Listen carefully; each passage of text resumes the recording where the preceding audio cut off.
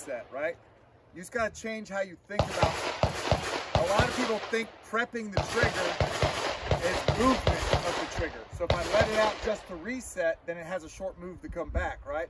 But it's not the movement of it. It's actually taking it to the wall and then leaning against the wall towards the rear. If I'm letting out to reset, I'm actually moving the finger out. So I'm actually like anti-prepping, if that makes any sense, because then I got to pull through all that weight. Because taking the slack out is doing nothing until I hit the wall, and then that's when you start building to 5 pounds, right? If I let it out to reach, because I don't think movement, think of taking it to it and now leaning against it. Yep. So it's not, you're doing anti-prep if you just take it to that, like, you're like, well, it has very little movement. Yeah, but you got to snatch all that 5 pounds through it in one motion. Exactly. So we're going to do a little bit of an exercise, right? I'm going to ask for a volunteer here. And we're going to destroy all of the things that you think are advantageous about pinning and then going to a click and then pulling the trigger again, right? First, I need somebody to step up. Who pins and resets the trigger? Come on, guys. Really, Al? Yeah, when I try to do precision shots, I forget that I'm doing it. And I do. Okay, so we're going to, yeah, but it's a little contrived. Well, that's okay. Al, come on out, bro. Just hang out with me and Jared up here, right? So for the rest of you, right, that were probably taught to, at the beginning of your careers or whatnot, to pin and reset the trigger, right? What are one of the reasons why they tell you you should do that? No one was taught that? Why, cop? What? Part of the follow-through. Part of follow-through, right? You guys do it. So here's my definition of follow-through. Do the thing you're doing completely before you do the next thing, right? So the shooting cycle is bang, bang. When you pin the trigger to the rear, what can you do with that gun with the trigger pinned? Hit the guy. That's about it, right? So the next part of the shooting cycle is the prep, like Jared was saying. So get your finger off the trigger, get back to the prep, get back to the prep, right? But what's another reason why people would tell you to let it out to the click? What do we think we are at when you hear the click? What do you think you're at? The wall, right? So we're going to demonstrate that real quick and why that's not correct, okay? What's another reason, right? To what? Minimize distance, right? So that you don't do what? What do we not want to do with the trigger? What do they tell you not want to do? Slap trigger. Slap the trigger. Is slapping the trigger bad? No. Maybe. Maybe? When is it bad? It's controlled. You get lateral flow. Incorrect. Yes, no. Incorrect. So here's the deal, right? When the test comes, right? For example, you've seen lots of body cam videos and your department reports like that, right? Have you ever heard of anybody in a gunfight pinning and resetting the trigger? Now, you compete USPSA a lot, right? In USPSA, have you ever heard anybody pin and reset the trigger? Here's the dangerous part. You two guys, you ever heard anybody pin and reset the trigger in IDPA? That was a close one. No, not even in that slow sport, right? Do they do that? In the test, you're not going to pin and reset the trigger. You're going to go cyclic, right?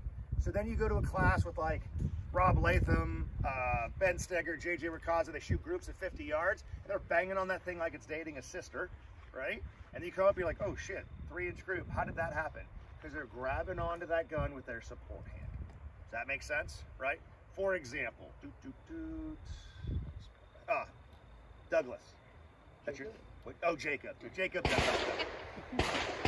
You didn't have formula. How much you got now? How much you weigh, bro? You went formula. Douglas. Okay, you're 160, so I'm 290. So I got 130 pounds on you, okay? If I said you and I were going to arm wrestle, right? My money versus your money for 10 grand, would you arm wrestle me? That would be a dumb bet on your part. What if I said you could use your whole hand, and I'm going to use one finger? Would you take that bet? Maybe. Because you got soft hands, don't you, Jake? Yeah. Okay. You'd be better with that bet, right? Right? Because actually, I would be dumb in taking that bet because he has so much leverage with his whole hand on one finger. He, even though I'm much bigger than he is, would probably break my fucking finger. Okay? That would be a dumb bet on my part, right? Just because, just as dumb as when you say your one trigger finger can overpower your entire support hand, and you're not wrong. You know why? Because your support hand's being a bitch. okay? And I say it like that vehemently and that violently, because 90% of your marksmanship issues will be solved with a better support hand grip. That extra 10% is when you need both a good grip and a good trigger press, okay? So let's incorporate all that and going over why pinning and resetting the trigger is useless as far as the mitts go. You got it? So the first thing we're going to experiment with, right, is the reset the actual wall, okay? So get the gun out, okay? Put the dot in the middle of the circle and break a shot and pin it. Okay, now go to the reset. Now prep it a little bit more. Now prep it a little bit more. Prep it a little. We'll see. How many times did I have to say, prep it a little bit more before the gun went bang again? 3 times. 3 times, okay? So what does that mean? Your prep, your click is not the wall. It's about a 1/16 of an inch off of it, right? It's just the audible or the when you hear the click, the sear has already reset. The wall is right where the sear breaks on the trigger bar. Does that make sense, guys? So we just destroyed that one. It's not the prep, okay? So shooting to the click is a waste of time, right? But some people say it's faster because of less movement. Some people say it's more accurate. Break a shot, pin it to the rear. Cool. Got it? No, pin it to the rear. Got it pinned? Cool. So on my shot timer, he's gonna go and hear the click and then break the shot, okay? Shooter ready, stand by. Okay, holster up. That was slow as fuck, man. Now, let's do that again. Don't be so slow. That was 111. He's faster than that. He's just being demonic. Got it? Shooter ready, stand by. Good, holster up. So that's 0.45, downrange? Downrange. So what we're gonna call that, right? We're gonna call that the pin. And 0.45. Got it?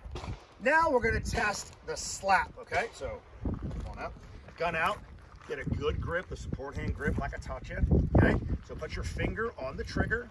Now take it off the trigger, just a little bit, got it? Cool. So his finger is not on the trigger, okay? When I do this, he's gonna slap through with a good support hand grip. Shooter ready, stand by, holster up. So his finger was off the trigger, went up, bam, 19. Is it just as accurate in that circle? Yes, it is. Downrange? Downrange. Downrange. So we're gonna call that the slap.